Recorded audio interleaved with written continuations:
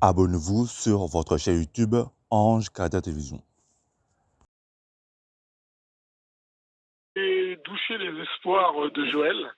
Je vais vous expliquer pourquoi, parce qu'il y a jusqu'à 4 jours, je me disais, si tout le monde est vacciné, si tout le monde joue le jeu, on devrait pouvoir reprendre une vie normale et notamment enfin quitter le territoire pour les vacances, les choses comme ça. Et moi, j'ai un couple d'amis qui ont 55 ans, qui ont été vaccinés, qui ont eu les 2 doses, et ils ont eu la deuxième dose il y a un peu plus d'1 mois. Et on devait se voir ce week-end, et ils nous ont appelés pour annuler parce que les 2 ont le coronavirus. Oh, ah merde. Oui, alors on cherchait les 2, on les a eus là. Alors la question maintenant que je me pose, et c'est dommage, il n'y a pas le docteur Marty, c'est est-ce que c'est un cas isolé? Mais bon, c'est un couple, donc on ne peut pas dire que c'est une question de gène familial qui aurait fait que, ou est-ce que c'est une variante, les variants ne résistent pas au vaccin. On peut légitimement maintenant se poser la question, est-ce qu'on va vraiment être débarrassé même si on est tous vaccinés?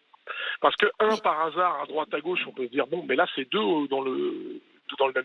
Ils ont eu l'AstraZeneca? Oui, les 2. Et donc, du coup, pourquoi ils l'ont eu maintenant, quoi? Peut-être que l'AstraZeneca est un peu moins efficace que le Pfizer, par exemple, sur un variant. Le variant sud-africain. Je me souviens que le docteur Constantin nous avait expliqué, pardon, Joël, mais le docteur Constantin s'est fait vacciner, je crois, à l'AstraZeneca, et a attrapé le Covid avec le variant sud-africain. Oui, mais je crois que ça empêche les formes graves, non? C'est pas ça? Oui, voilà. Oui.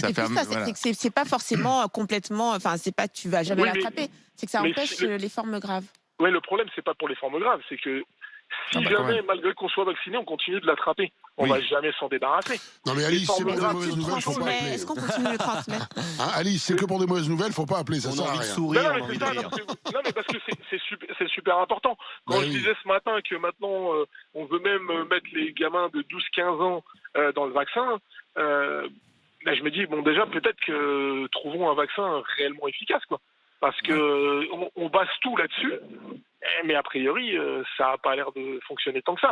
Déjà, je crois que c'était le patron de Pfizer qui disait qu'il faudrait éventuellement une 3e dose.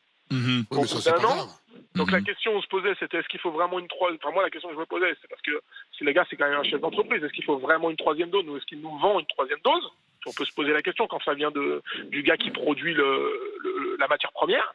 Est-ce qu'il y en a réellement l'utilité ou pas? Et là, on s'aperçoit que c'est pas le Pfizer, c'en est un autre.